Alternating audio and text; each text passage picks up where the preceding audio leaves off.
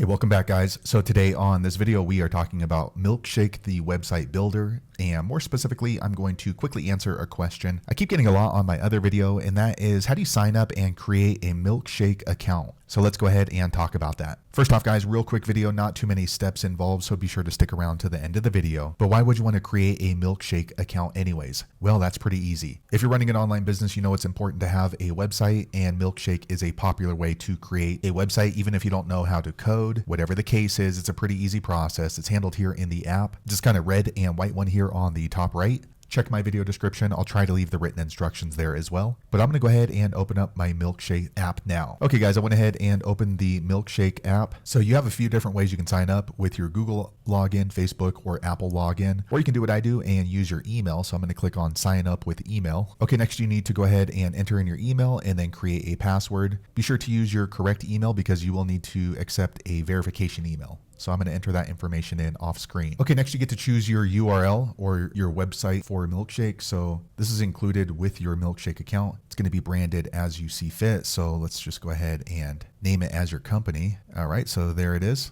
It's going to be msha.ke / whatever you decide to put next. And I'm going to create my URL now. Okay, so next you get to choose if you want to receive offers. I'm going to leave that off, and then push notifications. That's up to you. And I'm going to click continue. Okay, so next you get to choose a couple of different template cards for your website. So just scroll through and then see which one kind of applies to you. So for me, I'm going to do the YouTube one. Okay, they let you know that you get access to these different templates. You can go ahead and edit them later. So just kind of scroll through and see which one most applies to your particular business.